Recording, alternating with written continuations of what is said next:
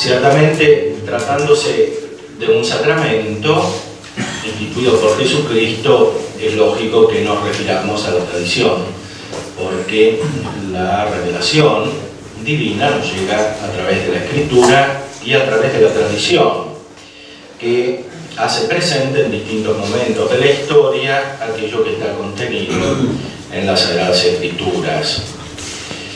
Un punto de referencia fundamental en la constitución de la teología de los sacramentos, tal como ha llegado hasta nuestros días, incluso al Concilio Vaticano II, lo encontramos en las obras de ese autor desconocido, llamado por la tradición Dionisio el Areopagita, identificado con aquel discípulo de San Pablo convertido en el Areópago de Atenas. Es un autor complejo, no se sabe realmente con precisión quién fue este autor, ni tampoco exactamente la época en la cual vivió. Algunos lo ponen entre el V y el VI siglo, pero pareciera tener elementos que son anteriores, también probablemente del IV siglo, como se ve sobre todo por la referencia a la liturgia. Yo tengo la impresión de que tal vez los escritos que están bajo esta denominación del Corpus Dionisianum pertenecen probablemente a una tradición tal vez de tipo monástica, y en efecto hay muchas referencias a la tradición en los textos mismos.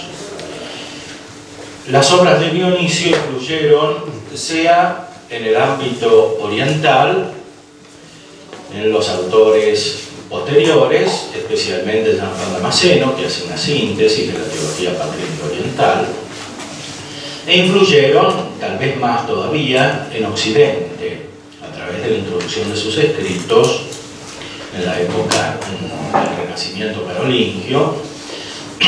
Después tuvieron un gran auge en toda la Edad Media hasta el mismo Renacimiento, perdiéndose su influencia solo a mediados del siglo XVIII. Las obras de Dionisio tienen una presencia muy importante en la teología de Santo Tomás de Aquino, en distintos temas, sea en el del conocimiento de Dios, sea en el de los sacramentos, muy especialmente el de la Eucaristía, sea en el tema de los ángeles, etc. Aquí nos vamos a concentrar en el tema de la Eucaristía y del sacerdocio, y especialmente en su conexión con la vida espiritual. En Dionisio el Areopagita encontramos una distinción de las funciones de la derivación de la luz divina hacia los ángeles y los hombres. La luz divina purifica, ilumina y une con Dios. Estas tres funciones de la luz divina van a ser profundizadas en toda la tradición posterior, en dos sentidos: uno cronológico sucesivo, que encontramos desarrollado, por ejemplo, en San Juan de la Cruz. Primero está la vía purgativa, después la vía iluminativa, después la vía unitiva. Y en otro sentido, que es contemporáneo, que es contemporáneo en el sentido de que cada una de las funciones se da simultáneamente con las otras, porque son aspectos diferentes de la misma luz divina. Este tipo de concepción la encontramos reflejada, por ejemplo, en San Buenaventura y en parte en San Ignacio. En los ejercicios espirituales, la primera semana corresponde a la vía purgativa, la segunda a la vía iluminativa y las últimas dos a la vía unitiva. Es claro que una persona no puede llegar a toda la perfección en 4 semanas. San Ignacio tiene el sentido sucesivo, pero también el sentido de contemporaneidad de las funciones de la luz divina. Esto es muy importante porque nos permitirá captar la conexión entre los 3 grados del sacramento del orden, el diaconado, el presbiterado y el episcopado, con la vida espiritual que se desarrolla en estos tres aspectos, que en el fondo reflejan de una manera misteriosa la vida trinitaria. Es decir, en Dionisio el Areopagita encontramos la base de esa conexión que iban a desarrollar también los medievales entre el diaconado y la vía purgativa, el presbiterado y la vía iluminativa, el episcopado y la vía unitiva. Por otra parte, en Dionisio encontramos la conexión profunda entre el ministerio del orden sagrado y la contemplación, porque justamente estos tres elementos de la luz divina se realizan perfectamente en la contemplación, la cual contemplación tiene su ápice en la Eucaristía, y la Eucaristía, como iba a enseñar Santo Tomás en el siglo XIII, es como la continuación de esa contemplación perfectísima que tienen los ángeles en el cielo. Por eso se llama el pan de los ángeles. Podemos ya hacer referencia a algunos textos, en primer lugar, de Dionisio el Areopagita, tal como han sido recibidos a lo largo de los siglos. Lo podemos encontrar en la introducción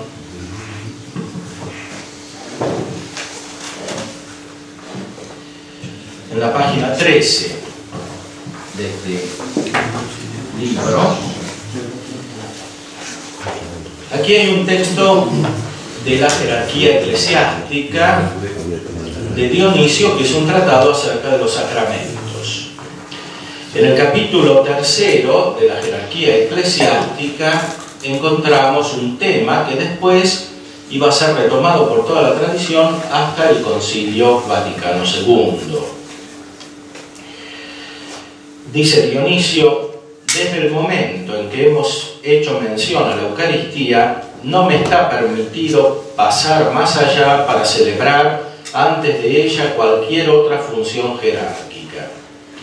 En efecto, según nuestro ilustre maestro Hieroteo, ella es el sacramento de los sacramentos, y es necesario, después de haber tratado acerca de ella, antes que de los otros sacramentos, describiendo los sagrados ritos, remontarnos a la ciencia divina y jerárquica en conformidad con las Escrituras, gracias al Espíritu Divino, remontarnos a su sagrada contemplación. Aquí encontramos los temas principales que después se van a desarrollar, sea en la obra de Dionisio, sea en la tradición posterior. La Eucaristía es el sacramento principal. Como iba a enseñar después Santo Tomás, la Eucaristía tiene tal principalidad que contiene en sí la eficacia de todos los otros sacramentos. Todos están contenidos en la misma Eucaristía, porque la Eucaristía no solamente es sacramento en el sentido de medio, sino que es sacramento en el sentido de fin, porque contiene al mismo Cristo. Mientras que los otros sacramentos se ordenan a Cristo, la Eucaristía es el mismo Cristo. Y por eso tiene la primacía absoluta, incluyendo, por supuesto, el sacramento del orden, que, como veremos en estas meditaciones, se refiere inmediata y directamente a la Sagrada Eucaristía. Es incomprensible el sacramento del orden sin la Eucaristía.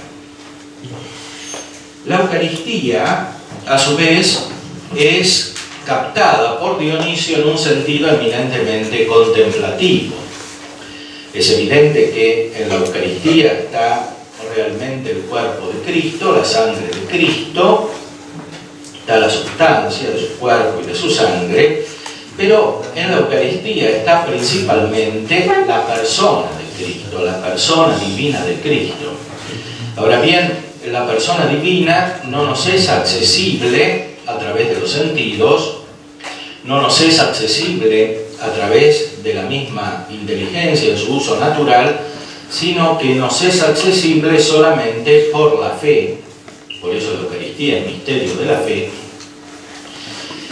La persona de Cristo nos es accesible solamente por la contemplación que se desarrolla a partir de la fe y que acompaña a la misma fe. Por eso, aquí Dionisio, en un sentido que en la mentalidad contemporánea a nosotros puede resultar extraño, conecta la ciencia con la Eucaristía. La ciencia es el conocimiento profundo.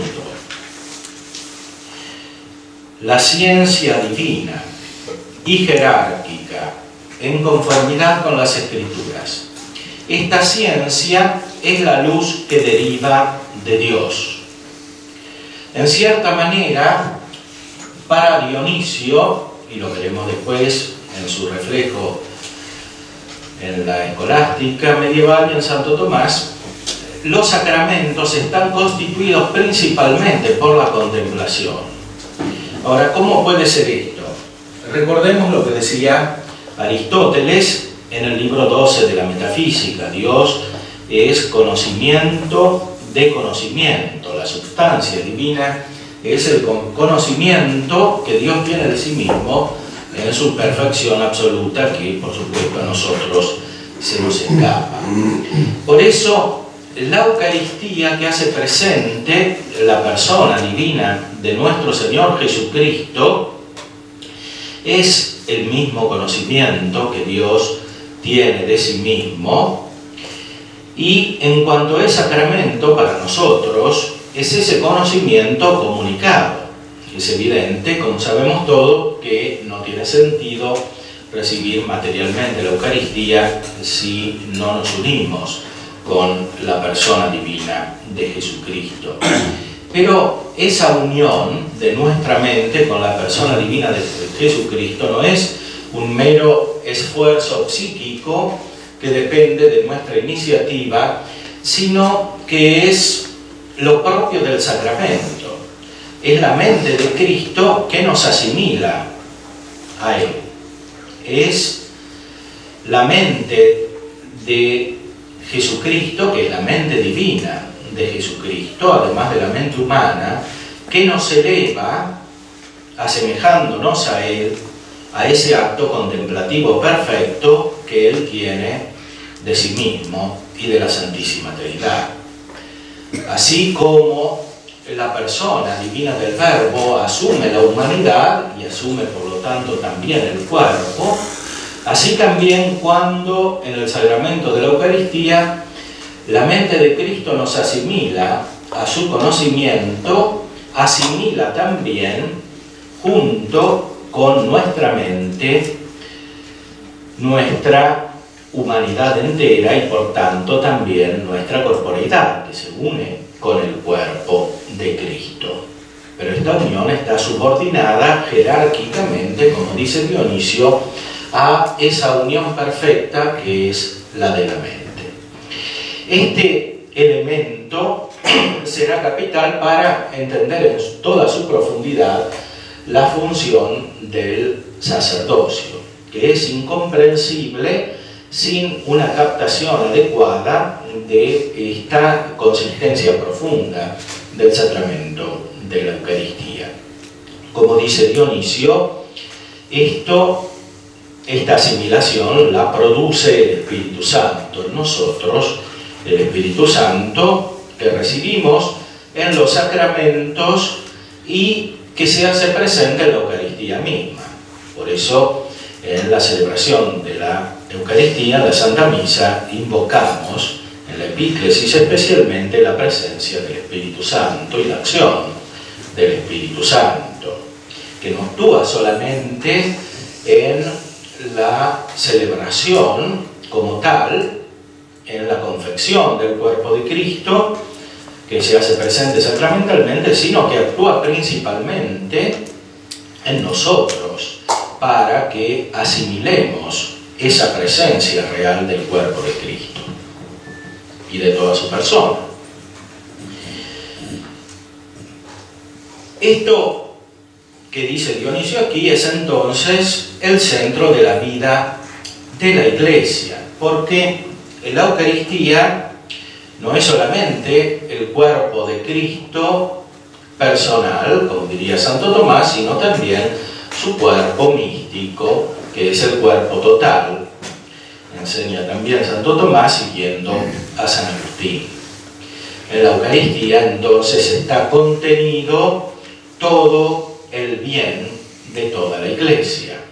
La Eucaristía, como decían también otros padres, genera la Iglesia, la crea, la produce, porque la Iglesia surge de la persona divina de Jesucristo. Ahora bien, nuestra función como sacerdotes se comprende solamente entonces desde la Eucaristía, que es Cristo, y desde la Eucaristía, que es el cuerpo místico de Cristo unido con la cabeza. Nosotros como sacerdotes nos insertamos adecuadamente en Jesucristo en cuanto cumplimos nuestra función respecto del cuerpo místico de Cristo. Y esto es lo propio del sacerdocio, porque todos los cristianos, en cuanto cristianos, recibimos el bien espiritual de la Eucaristía. Pero en cuanto sacerdotes, nos unimos a la Eucaristía de una manera especial, en cuanto de la Eucaristía surge el cuerpo místico de Cristo.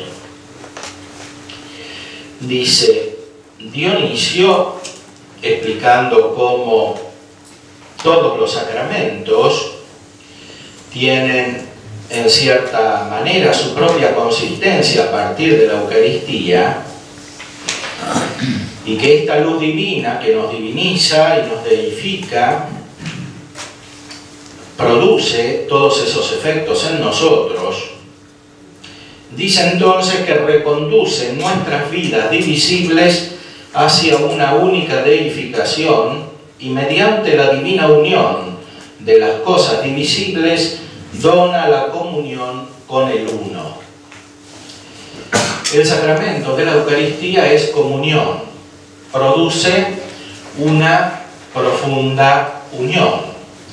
Esa unión no es solamente unión con Dios, no es solamente unión entre los miembros del cuerpo de Cristo, sino que es una profunda asimilación a Dios, que según Dionisio es la unión. Dios es la unión, porque Dios es todas las perfecciones. Todo lo que existe tiene su origen en la realidad divina, en el orden natural, pero sobre todo todas las perfecciones espirituales, sobrenaturales, están contenidas eminentísimamente en la realidad divina. El sentido más profundo del sacramento de la Eucaristía es el de producir en nosotros esa unión, más aún de asimilarnos a la unión que es el mismo Dios. Y por eso el sacramento de la Eucaristía, en una visión que iba a tener un largo eco en las épocas posteriores, hasta el mismo Concilio Vaticano II, el sacramento de la Eucaristía es aquel que resume el universo. Y en la celebración de la Eucaristía se cumple la acción fundamental que recoge todo el sentido de la realidad creada, que en sí misma está dispersa, por decir así, hasta que no encuentra su orden profundo en la Eucaristía. Y el sacramento del orden sagrado produce justamente desde la Eucaristía, por la mediación del ministerio de los sacerdotes, ese orden en el universo. Esta es la visión profunda que Dionisio iba a transmitir a la posteridad, que veremos reflejada muy exactamente en Santo Tomás, y que después iba a ser asimilada también por la tradición posterior hasta el Concilio Vaticano II. Evidentemente aquí tenemos que simplificar el desarrollo de la tradición porque no es posible en tan poco tiempo desarrollar tantos aspectos. Veamos todavía otro texto en la página 16.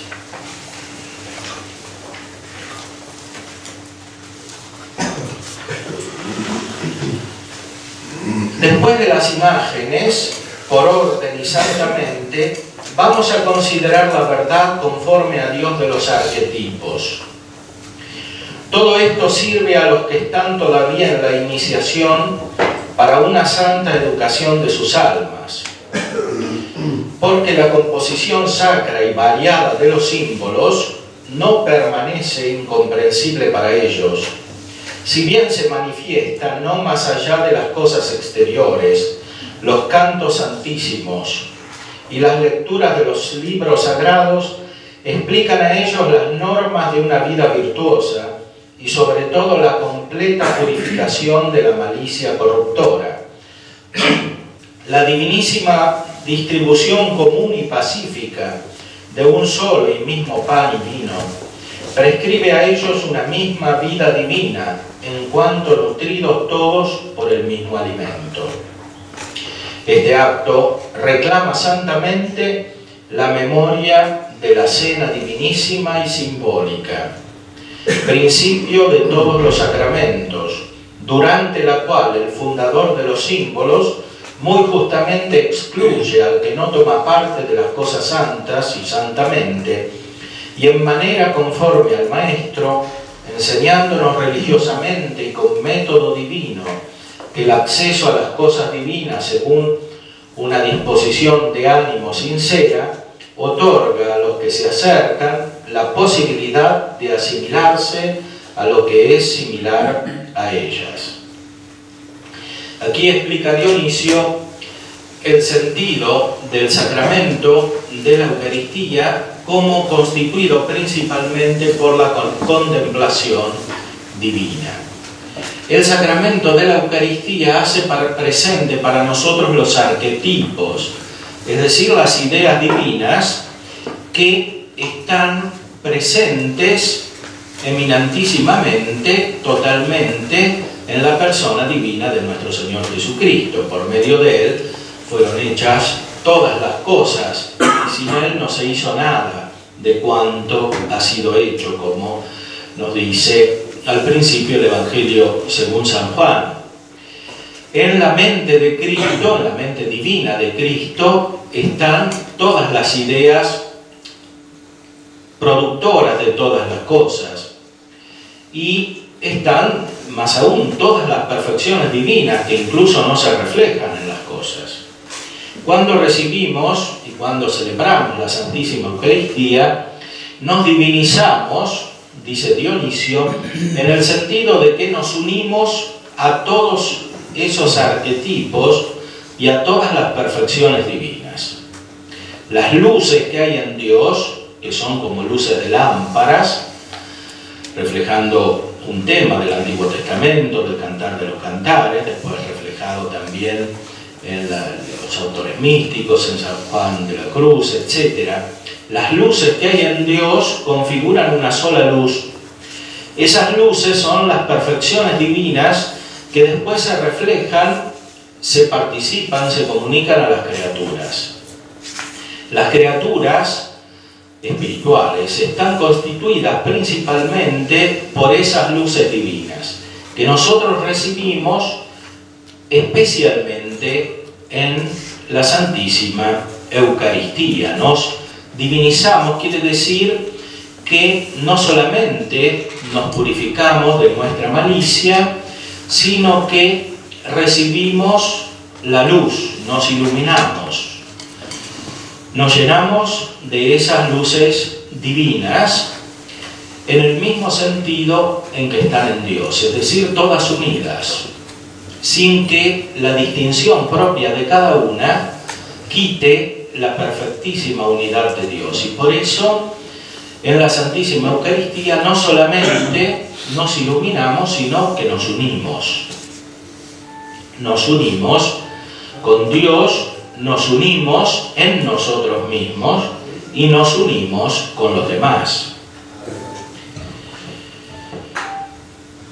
Toda la realidad simbólica, es decir, la realidad de las imágenes y de las cosas materiales, confluye en la Eucaristía, muy especialmente a través de la celebración de la Santísima Eucaristía. Todos los símbolos del universo, que tienen por sentido elevarnos a las cosas inteligibles, se resumen en la liturgia. No por nada, para Dionisio, la liturgia terrenal es un reflejo de la liturgia celestial, es decir, de esa adoración eterna que tienen los ángeles respecto de Dios. Y así como la luz de Dios deriva de unos ángeles a otros, de los ángeles superiores a los inferiores, pasando por los intermedios, así también la luz divina deriva desde la Santísima Eucaristía a todas las cosas, pasando por la jerarquía eclesiástica. Es decir, pasando por la mente y las personas de los obispos, de los presbíteros y de los diáconos. Y después llega al pueblo, santifica el pueblo, especialmente en la vida religiosa, en la vida monástica. Dionisio, según una concepción antigua, pone un sacramento del monaquismo. El sacramento de los obispos es perfeccionador y el de los monjes es perfeccionado, es capacidad para recibir la perfección espiritual.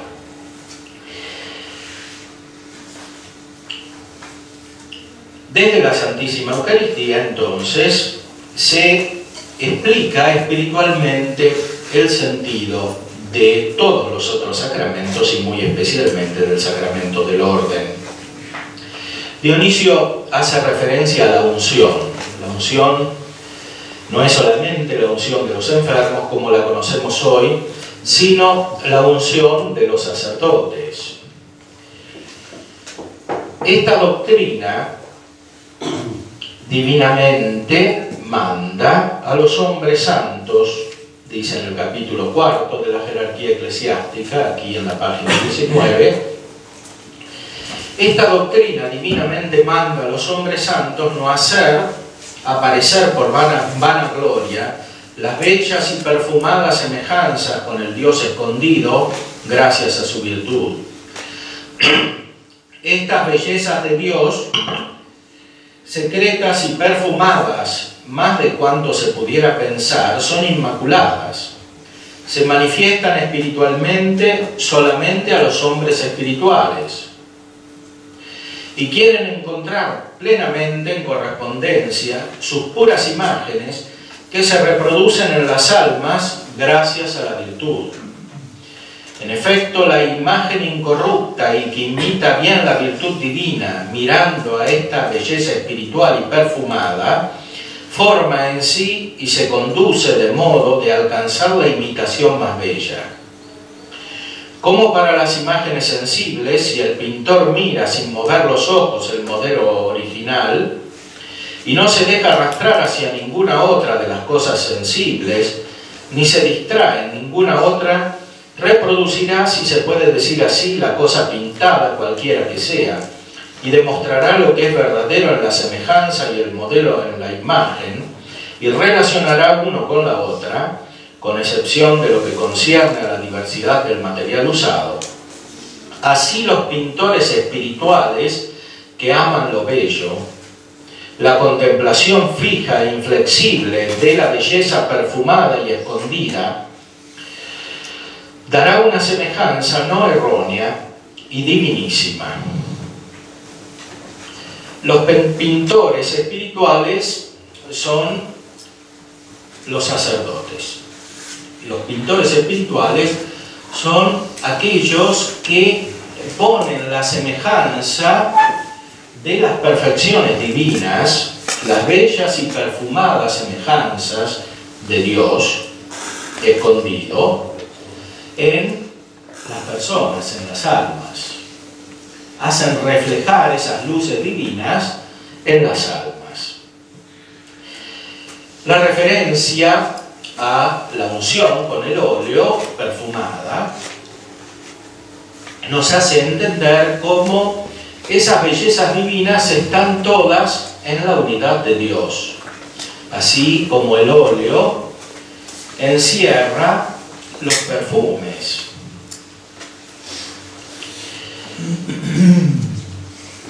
Con razón, entonces, los pintores divinos, que forman su espíritu sin decaer nunca, fijando la mirada en la belleza supersubstancialmente perfumada y espiritual, no practican ninguna de las virtudes que están en ellos y que los acercan a Dios para ser vistos por los hombres, según la Escritura, sino que santamente contemplan como en una imagen las cosas más sagradas de la Iglesia, que son veladas en el ungüento divino.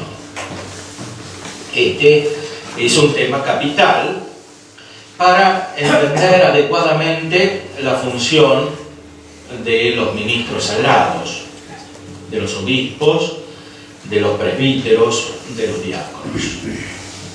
Son aquellos que cumplen su función, dice Dionisio, no cuando obran para ser vistos por los hombres, ut videantur ab hominibus, sino cuando obran por lo que hacen, es decir, para poner esas bellezas espirituales que están en Dios, en las personas sobre las cuales actúan, para pintar las imágenes divinas en las almas.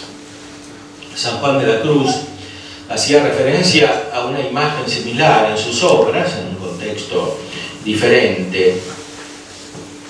Dice: oh grave caso, y mucho para admirar, que no pareciendo el daño ni casi nada lo que se interpuso en aquellas santas unciones, es entonces mayor el daño y de mayor dolor y mancilla que ver deturpar y echar a perder muchas almas de estas otras comunes que no están en puesto de tan subido esmalte y matiz. Bien así como si en un rostro de extremada y delicada pintura tocase una tosca mano con bajos y toscos colores, sería el daño mayor y más notable y de más lástima que si borrase muchos rostros de pintura común, porque aquella mano tan delicada que era el Espíritu Santo, que aquella tosca mano deturbó, ¿quién la acertará a sentar? En un contexto diferente, San Juan de la Cruz tiene la misma contemplación profunda que Dionisio.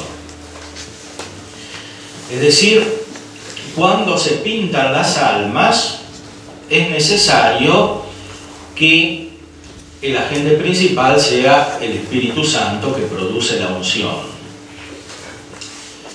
Son prácticamente los mismos símbolos en Dionisio y en San Juan de la Cruz. El Espíritu Santo produce la unción en las almas. El sacerdote es aquel que configura las almas a las perfecciones espirituales que están presentes en Cristo por la acción del Espíritu Santo. Por eso, la Eucaristía y la unción, entendida en el sentido amplio que dije anteriormente, están profundamente unidas, porque en el fondo son el punto de llegada de las misiones divinas, de las personas, del Verbo encarnado y del Espíritu Santo santificador enviadas por el Padre. Así como en la eternidad no se separa el Espíritu del Hijo, porque el Espíritu procede del Padre y del Hijo, o del Padre por el Hijo, así en su presencia entre los ángeles y los hombres no se separan el Espíritu Santo y el Verbo encarnado, porque el Espíritu Santo sigue al Verbo encarnado, está intrínsecamente unido a él, así como lo están en la vida trinitaria. Es el sentido, por otra parte, profundo de la doctrina acerca del filioque. Sigamos con Dionisio, que nos introduce en el sentido espiritual de estos sacramentos.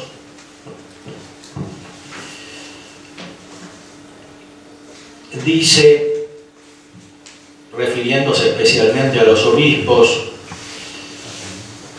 por eso también ellos, velando santamente el carácter sagrado y divinísimo de la virtud dentro del espíritu que imita a Dios y que reproduce su imagen, mirando solamente hacia el espíritu que es su modelo,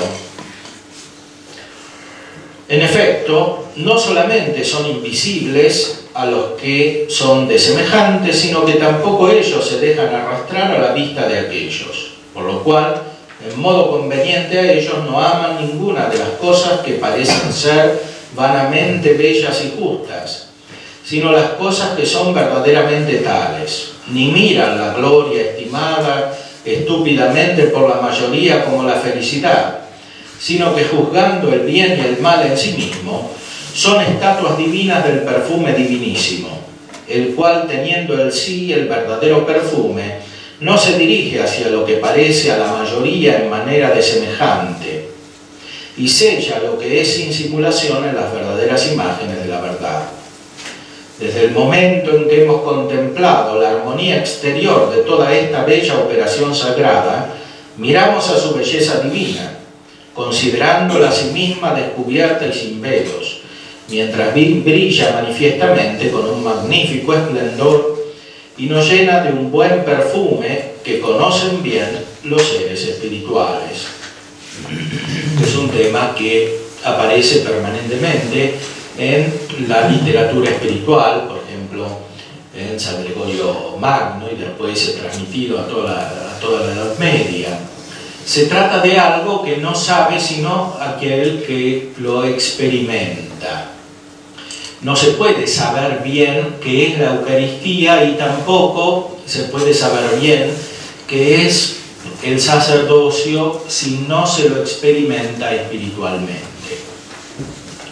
Es decir, el sentido profundo de los sacramentos es esta contemplación divinísima. De otra manera, los sacramentos se convierten en meras realidades externas que finalmente vanifican su sentido a los ojos de la razón. Por eso es necesario que se alejen los impuros, como se hacía en la liturgia antigua. Los diáconos alejaban a los que no podían no solamente recibir el cuerpo de Cristo, sino ni siquiera participar de la celebración eucarística.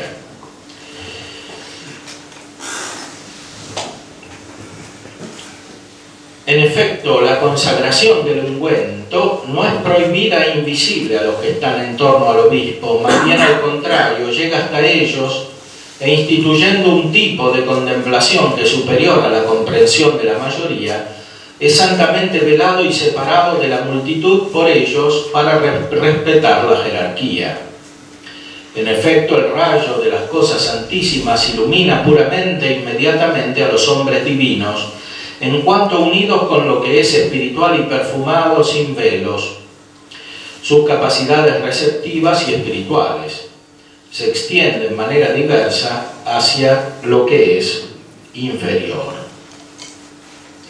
Es decir, los obispos, que son perfectísimos, buenísimos, están rodeados por los presbíteros, por los sacerdotes, que tienen una contemplación semejante a la de los obispos.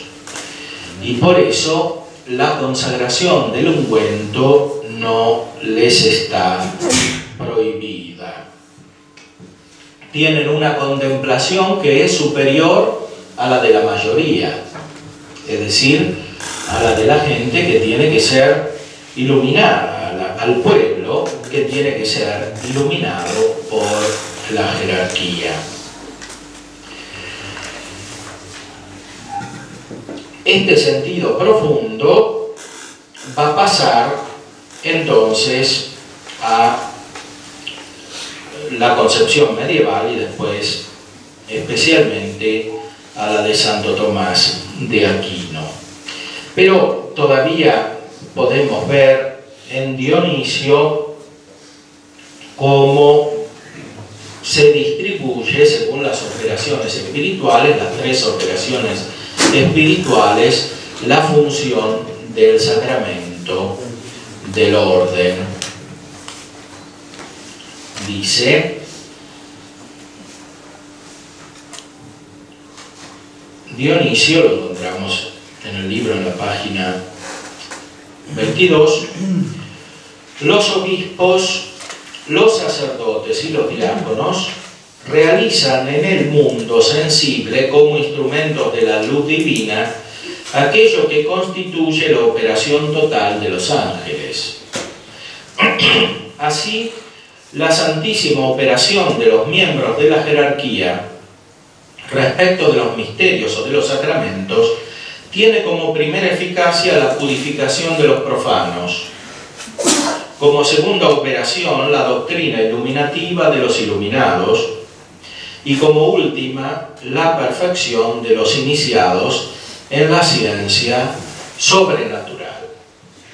Evidentemente, en la función de los presbíteros se contiene la de los diáconos de una manera superior, y por eso los presbíteros pueden perdonar los pecados, cosa que no pueden hacer los diáconos, y en la función de los obispos se contiene eminentemente la de los presbíteros y la de los diáconos, y por eso decimos que en el episcopado está la plenitud del sacerdocio.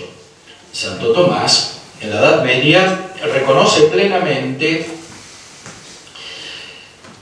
la condición sacramental de estos tres grados, incluyendo el episcopado, y refiere esta doctrina muy especialmente a la enseñanza de Dionisio el Areopagita. Por eso mismo, para comprender en su plenitud la función del presbiterado, es necesario mirar lo que está realizado o debería estar realizado en su plenitud en el episcopado. El sacramento del orden, el grado del episcopado, ilumina lo que significa el sacramento del orden en el grado del presbiterado. Esta idea es clave para entender el sentido profundo de la doctrina del Concilio Vaticano II, como vamos a ver después. Lo que acabo de resumir está asimilado profundamente por Santo Tomás, y el Concilio Vaticano II, en su pensamiento más hondo, se inspira directamente en la doctrina de Santo Tomás de Aquino, sobre todo en la Presbyterorum Ordinis, que es un gran documento con una gran concepción espiritual que no solamente retoma esta doctrina de la tradición, sino que la quiere hacer fecunda para las circunstancias de nuestro tiempo. Adelantando lo que voy a decir en las otras conferencias, podemos afirmar lo siguiente: el Concilio Vaticano II quiere hacer aflorar toda la potencia que está escondida en el sacramento del orden, en el grado del presbiterado, en cuanto significa la misma realidad que está presente plenamente en el sacramento del orden, en el grado del episcopado. Es decir, en los presbíteros se contiene ya aquello que está desarrollado plenamente en el episcopado, de manera tal que en las circunstancias del mundo contemporáneo que requieren una acción más eficaz, apostólicamente hablando, que requieren una iluminación superior en la mente para entender circunstancias muy complejas, fenómenos muy intrincados de la vida cultural y de la vida social. Es necesario despertar toda aquella potencia escondida que está en el sacramento del orden, en el grado del presbiterado. Es decir, los presbíteros, según su mayor o menor perfección espiritual, pueden desarrollar todo aquello que debería estar ejercitado en el orden de los obispos, que son los perfectos, los perfectísimos espiritualmente hablando. Ahora bien, en el grado de los obispos, la conexión entre la perfección espiritual y el sacramento es directa, de manera tal que, como vamos a ver en la segunda conferencia, el grado del sacramento del orden en el episcopado no se puede ejercitar sin esta perfección espiritual. De otra manera se vuelve ejercicio meramente externo, o casi diríamos material. En el grado de los presbíteros, en cambio, la conexión no es directa entre la perfección espiritual y el grado del sacramento del orden que poseen. Sin embargo, en ese grado está contenida ya la referencia a la perfección espiritual por el común origen y finalidad en la Eucaristía. Y por eso mismo en los presbíteros, de acuerdo con la mayor o menor perfección espiritual, el sacramento del orden se despliega en mayor o en menor plenitud. Es decir, los obispos pueden ser más o menos semejantes a los obispos. El Concilio Vaticano II, en una gran visión, tiene como programa hacer despertar toda la potencia espiritual que hay en los presbíteros, de manera tal que sean como obispos perfectos que están presentes en este mundo en las circunstancias diferentes de la vida contemporánea. Para lo cual hace falta una mayor perfección espiritual que en otras épocas y, consiguientemente, una mayor perfección intelectual que en otras épocas, como vamos a ver después. Volvamos al texto de Dionisio.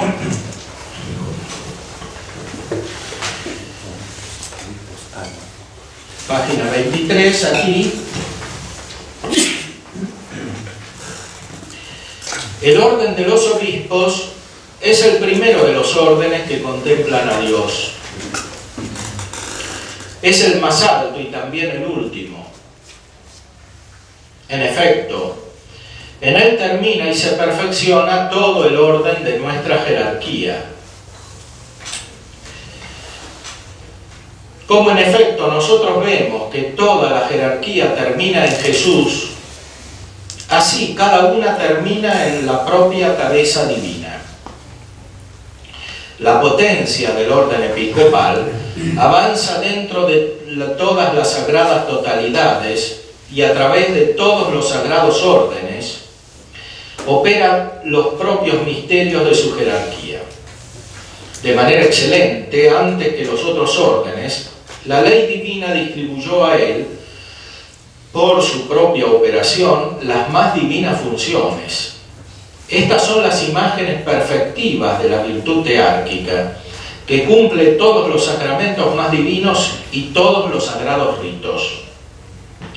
Si en efecto algunos de los venerables sacramentos son celebrados por los sacerdotes, el sacerdote no podrá nunca operar el sagrado renacimiento en Dios sin el ungüento divinísimo, ni cumplir los misterios de la divina comunión sin poner sobre el altar santísimo los ritos de la comunión. Ninguno podría ser sacerdote si no hubiera sido ordenado tal por el sacramento administrado por el obispo. por lo cual la legislación divina atribuyó la santificación de los órdenes jerárquicos, el rito del ungüento divino y la santa consagración del altar, singularmente a las virtudes perfectivas de los obispos divinos. Es decir, los obispos no solo son perfectos espiritualmente, sino que son perfectivos. Esto significa que la función episcopal no puede ser cumplida adecuadamente sin la perfección espiritual, justamente porque lo propio del obispo es perfeccionar, y nadie puede perfeccionar si no es perfecto. Esta doctrina de Dionisio, que pasa a la tradición y que ahora se perdió, esta doctrina de Dionisio tiene un profundo sentido práctico.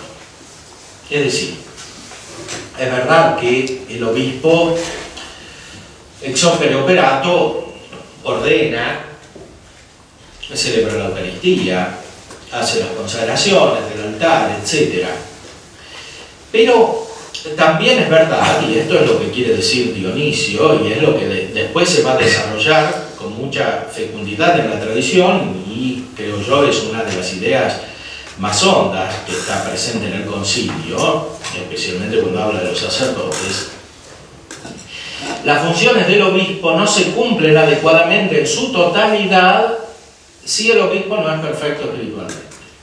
Es decir, la Eucaristía es el ápice, es la culminación de toda la acción jerárquica que abarca toda la realidad, porque en el fondo refleja la mente divina de Cristo, que es el creador de todas las cosas y aquel que es cabeza de todas las cosas, en el cual confluyen todas las cosas.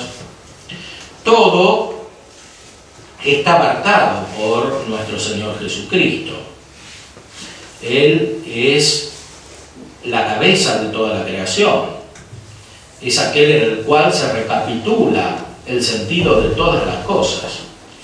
La función del obispo es la de hacer presente a Cristo en cuanto es cabeza de la Iglesia a la cual confluye toda la creación. Por eso, el obispo, si no es perfecto, no puede tener la mirada universal para ordenar universalmente el cuerpo místico de Cristo, lo cual es la función propia del obispo. Es decir, sobre todo en el caso del episcopado, si no está la perfección espiritual, el ejercicio se vuelve meramente exterior. Ahora, ¿qué sucede con los presbíteros?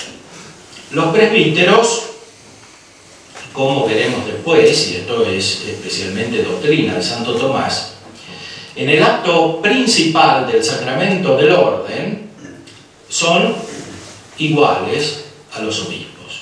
Es decir, en cuanto los presbíteros estamos ordenados a la Eucaristía y surgimos de la Eucaristía y estamos al servicio de la Eucaristía, que es lo principal y la fuente de todo, el sacramento del orden, en esto tenemos el sacramento de la misma manera que los obispos. La diferencia está, mostrará Santo Tomás, y lo veremos en los textos, en el acto secundario, dice él. El acto secundario es aquel que se refiere al cuerpo místico de Cristo. Ahora bien, ¿qué quiere decir que es el acto secundario? No quiere decir necesariamente que es menos importante, porque es verdad que el cuerpo místico de Cristo es cuerpo de Cristo. Es secundario en el sentido de que uno sigue al otro,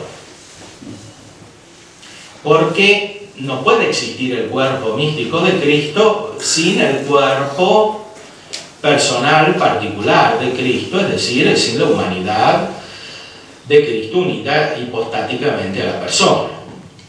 El cuerpo de Cristo místico surge de este cuerpo y configura una unidad con él. de manera tal que uno no puede estar sin el otro. Y así como decíamos que el Espíritu Santo sigue al Hijo, así la conformación del cuerpo místico de Cristo por obra del Espíritu Santo sigue a la presencia de Cristo en su cuerpo particular como persona divina. Y como dice Santo Tomás también, en la tercera parte de la Suma, la gracia santificante o gracia gratum faciens sigue, la gracia santificante o gracia gratum faciens sigue a la gracia de unión. Es decir, aquella que está atribuida al Espíritu Santo sigue a la gracia personal de Cristo en cuanto es el Verbo divino con el cual está unida la humanidad en esta unión singularísima. Una sigue a la otra. Así también en la función de los presbíteros hay un orden, y ese orden es dado por la plenitud que está presente en los obispos. Es decir, el cuerpo místico de Cristo, que está en constitución permanentemente durante la historia, está ordenado por los presbíteros de manera subordinada a los obispos. Esta subordinación tiene su sentido último en la perfección espiritual que está o debería estar en los obispos. Ella es la que tiene la mirada universal de la Iglesia y de la realidad. Nosotros los presbíteros miramos desde este orden que respecto del cuerpo místico nos dan los obispos. Ahora bien, en el caso de los presbíteros, esta mirada puede ser más o menos profunda, no solamente ni principalmente en el sentido de la misión canónica, jurídica, o sea, del mandato que recibimos por parte del obispo de ejercer una determinada tarea, un ministerio, sino en un orden mucho más profundo. Podemos tener una perfección espiritual más o menos desarrollada que nos acerca más o menos a esa plenitud que se da perfectamente o debería darse en el sacramento del orden en el grado del episcopado. Ahora bien, dice el Concilio Vaticano II, como veremos más adelante, dado que en nuestra época las necesidades apostólicas son tan profundas y urgentes, es necesario que la capacidad espiritual que tienen los presbíteros se desarrolle plenamente. Y para eso es necesario que tengan una más perfecta espiritualidad que en otras épocas y una más perfecta formación y capacidad intelectual en todos los órdenes, es decir, no solamente en las ciencias sagradas, sino también en el conocimiento de las realidades de este mundo, porque todo está ordenado a lo mismo, es decir, a la Santísima Eucaristía. Con esto interrumpo por ahora para que puedan hacer algunas preguntas y tal vez para que podamos aclarar mejor lo que dije, porque son muchas ideas en poco tiempo, es un tema muy profundo.